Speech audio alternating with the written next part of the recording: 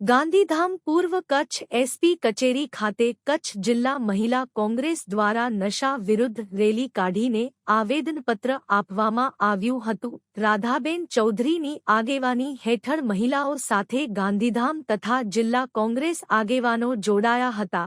યુવાનો નશાખોરીને કારણે કચ્છભરમાં ખુલ્લેઆમ નશાખોરી કરી પરિવારોની બરબાદી કરી રહ્યા છે।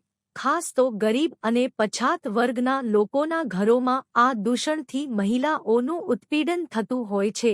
દારૂ, ડ્રગ્સ, ગાંજો, ચરસ જેવા દૂષણોથી યુવાધન બરબાદ થઈ રહ્યું છે, જે હાલના સમયમાં પરાકાષ્ઠાએ છે।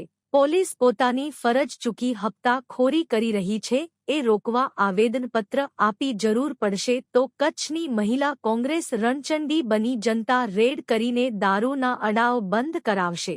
એ બાબતે લેખિત અરજી કરી પોલીસ પ્રશાસન પોતાની ફરજ નિભાવે એવી વિનંતી કરી હતી।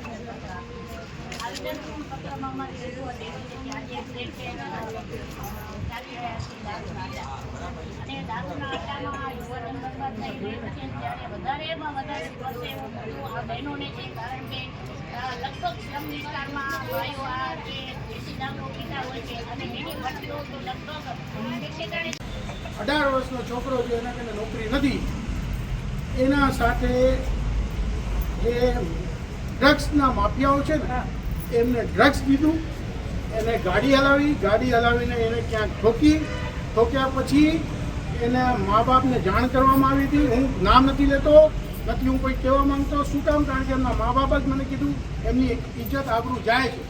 પાછો એ છોકરાને એવી લત લાગી કે બપોરે ઘરમાંથી પાછો નીકળી ગયો સાહેબ।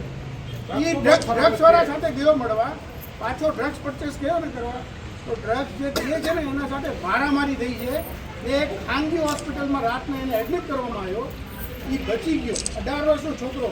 હું અત્યારે કોઈના સામે એનું નામ નથી દેતો, નથી એમાં કોઈ ફરિયાદ, પણ એમના ઘરવાળા જ ઇજ્જત આબરૂના હિસાબે કે ભરતભાઈ નથી કરી, પણ મારા કને આ લાઈ હું આપણે 4 દિવસ પહેલાંનું આ કિસ્સો ગાંધીધામનું છે। એવા 18 વર્ષનો એક છોકરો નથી, એવા ઘણા છે।